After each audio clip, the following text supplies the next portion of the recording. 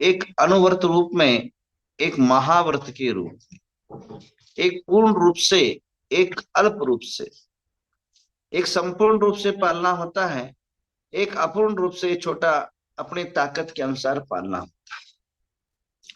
ग्रस्तियों में रहते हुए, श्रावक अवस्थाओं में रहते हुए, अपने संसार के अंदर रहते हुए संपूर्ण रूप से आप इन पांचों वस्तु को त्याग नहीं कर सकते। आपको अब हिंसा की बात करें तो हिंसा के बिना आप रह कह सकते हैं। चूल्हा जलाना है, झाड़ू लगाना है, पोतना है, घर के अंदर अनेकों प्रकार की स्वच्छता करना है, खेती बाड़ी करनी है, दुकान व्यवसाय, अनेकों प्रकार के व्यापार आदि में, जो भी अनेक गाड़ी वाहन आदि से अनेकों प्रकार की हिंसा घटित होती है। तो यह पूर्ण रूप से आप उसकी प्राप्ति नहीं कर सकते हैं, इसलिए उन्हें अनुव्रत कहा गया है। तो आज सत्य धर्म की बात है। तो सत्य धर्म भी दो प्रकार का है। सत्य धर्म एक अनुरूप में, एक व्यापक रूप में।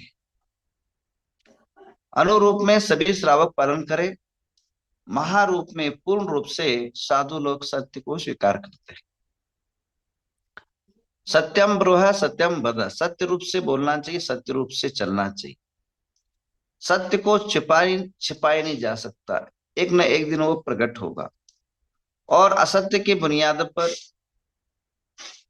कभी जीवन की धारा चल नहीं सकती, एक न एक दिन डुबा देगी। सत्य मनुष्य के जीवन के अंदर शांति और प्रसन्नता लाता है, और विकल्पताएं खत्म करती है, आकुलताएं और डर खत्म करता है। अब अनुरूप रूप में, महावर्त रूप में सत्य जो है दो प्रकार कैसा है। एक एग्जाम्पल, एक उदाहरण दे रहा हूं। जैसे समझिए, एक जंगल है, और जंगल के अंदर एक शिकारी जो है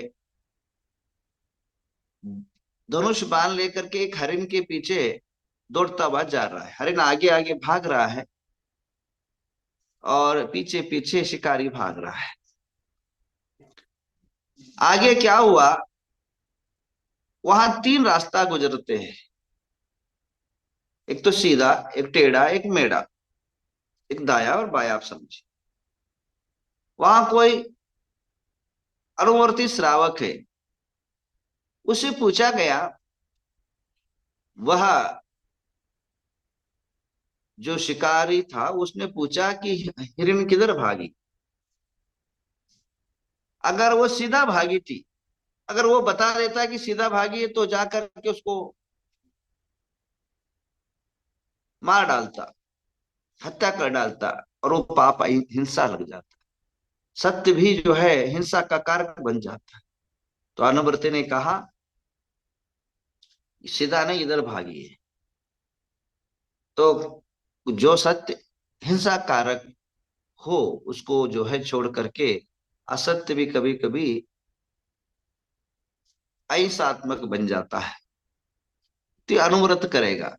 आगे जाकर के देखा, एक मुनिराज है, उनसे पूछा गया, उन्हें पता है कि उनको ही पता है कि हिरण किधर गई है। उनसे पूछा गया, कौन से रास्ते, नहीं महाराज कौन से गए।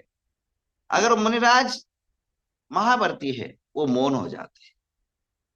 अगर इधर सीधा बोलेंगे तो हिंसा का पाप लगेगा, अगर बाजू तरफ से भागे बोलेंगे तो झूठ का पाप लगेगा। इसलिए उस झंझार में न पहुंचते हुए मौन हो जाते हैं, गंभीर हो जाते हैं, अपने आप में जो है स्थिर हो जाते हैं। तो ये अनुव्रत और महाव्रत में अंतर है, सूक्ष्म स्थूल रूप से। एक देश रूप में पालन करना सत्य महाव्रत। सत्य ध्यान रखिए, कभी झूठ बोलने का प्रयत्न मत करिए। झूठ का पर्दाफाश जल्दी हो जाता है और विश्वास खो देते आप। सत्यमेव जयते। आपने न्यायालय में, कोर्टों में देखा है, एक लेडी जो है अपनी आंखों पर पट्टी, न्यायमूर्ति की पट्टी जो है बांधी है, और एक तराजू, इधर भी जो है एक तराजू लेके खड़ी रहती है। उसमें इसका अर्थ यह होता है कि गरीब अमीर, छोटा बड़ा, प्रभावी अप्रभावी न देखे, सबको समान देखे, इसलिए आंखें बंद कर दिए न्याय देवता ने, ऐसा उसका प्रतीक है। और वास्तविक जब उसकी आंखें खुल जाती है, सत्य सामने आ जाता है, तो बड़े बड़े लोगों का भी जो है धराशायी हो जाता है, प्रभावहीन हो जाता है। सत्य छिपाने से कभी छुपता नहीं। सत्य के राह पर आप चले।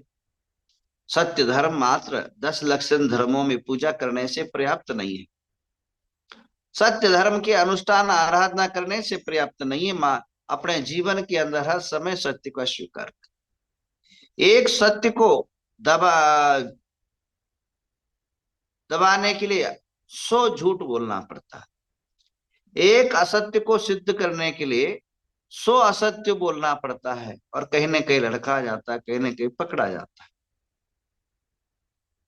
तो आप सभी से आत्मीय निवेदन है, आप सदा प्रयत्न करें, यथास्थिति जैसा है वैसे परोसने का प्रयत्न करें। अगर परिवार के अंदर अगर कुछ सत्य बोलने से लड़ाई हो रहा, तो वहां मौन धारण करें, असत्य बोलने का प्रयत्न ना करें। अगर परिवार के अंदर सत्य बोलने से वातावरण बिगड़ रहा हो, वहां जगह खाली करे, वहां उस जगह असत्य न बोलते हुए जगह खाली करे और उसकी जगह जंजाल से दूर रहे, तो निश्चित रूपे न आप सभी का कल्याण होगा। इसके अलावा आज सत्य हरिश्चंद्र की कथा, जब कोई यह सत्य की बातें करता है, सत्य हरिश्चंद्र की जो है अमर अजर कहानी आप सभी ने देखा सुना हो। वह सत्यनिष्ठ इतना था कि अपने बात को, सत्य को मार्ग पर चलते हुए अपने पत्नी को दांव में लगा दिया, बच्चों को दांव में लगा दिया, सबको राजपाट त्याग कर दिया सत्य के कारण।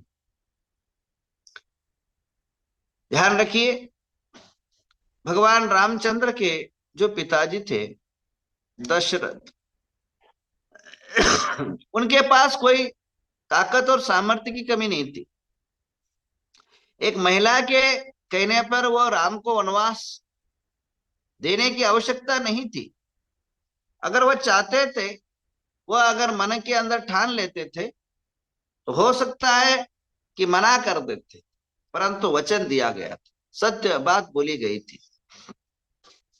तो सत्य बात के कारण उन्होंने अपने रामचंद्र को वनवास प्रदान कर दिया।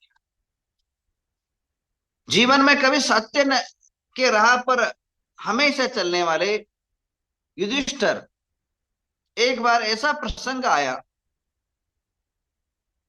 असत्य बोलने का प्रसंग आया, तो भी उन्होंने स्वीकार नहीं किया।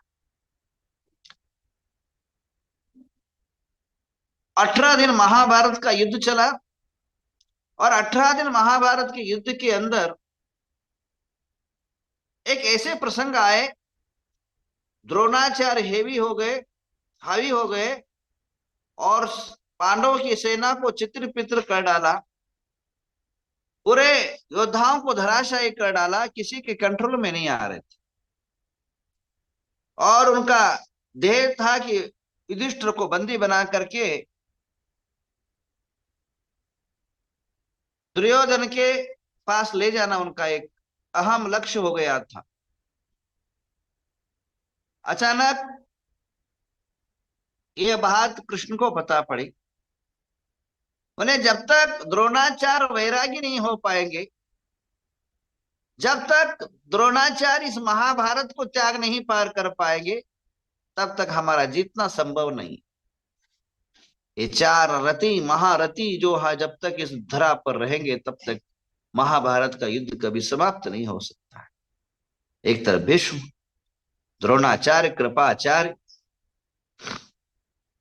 और कर्ण, ये चारों दिशा के चार महाप्रेरी थे, जो हस्तिनापुर नगर के एक महान वीर थे। तब कृष्ण ने कहा, तो एक बार झूठ बोल दो कि अश्वत्थामा मर गया। जैसे वो सुन लेगा, तो वह तुरंत अस्त्र त्याग देगा। उन्होंने कहा मैं जिंदगी में कभी झूठ नहीं बोला और ना बोलूंगा। बोल राज्य के लिए, वैभव के लिए मैं कभी झूठ नहीं बोल सकता हूँ। कृष्ण ने बहुत सारी चीजें समझाई, बहुत तरह से समझाई। लास्ट अंतो गत्वा उन्होंने कहा एक काम करे, हम आसुतामा नाम का एक हाथी है उसको मार देंगे।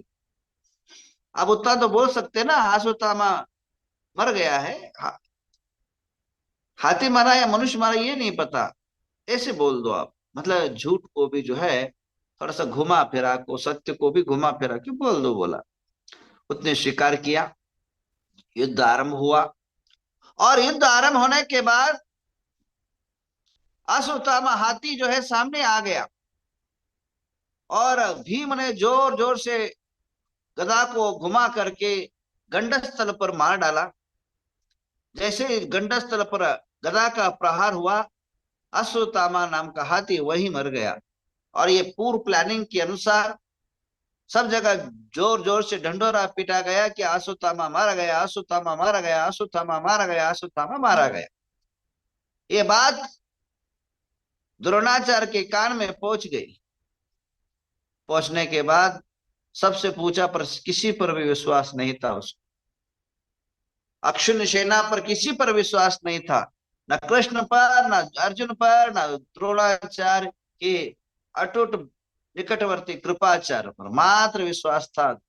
युधिष्ठिर पर वो वहां आ गए, और युधिष्ठिर के पास आकर के द्रोणाचार्य ने पूछा, क्या वास्तविक मेरा बेटा अश्वत्थामा मारा गया? तो उसने बोला, अश्वत्थामा हता नरो व कुंजरो व। वो धीरे से बोला, अश्वत्थामा हता, अश्वत्थामा मारा गया है, नरो व कुंजरो, नर है या मनुष्य ये पता नहीं है। वो उस टाइम क्या किया, अश्वत्थामा जोर से बोला गया, नरो व कुंजरो, धीरे से बोल करके उस टाइम कृष्ण ने राजनीति खेल करके वहां शंखनाद करा। तो जो नरो व कुंजरो सुन नहीं पाए, और तुरंत द्रोणाचार्य शस्त्र अस्त्र को त्याग करके समाधिस्थ हो गए, देह त्याग दिया। जैन शास्त्र के अनुसार वह अपना देह को त्याग कर दिया। तो कहने का तात्पर्य, ऐसे भयानक स्थिति पर भी बड़े बड़े वीर महावीर सत्य को कभी छोड़ा नहीं। सत्य जो है बड़ा कड़वा होता है, सुनने में बड़ा दिक्कत पैदा करता है, परंतु कड़वी औषधि मनुष्य को आरोग्य प्रदान करती है।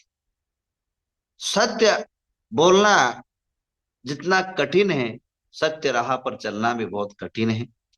क्योंकि दुष्सम काल है, पंचम काल है, अनेकों विकृतियां समाज के अंदर, संसार के अंदर आपको दिख रही है।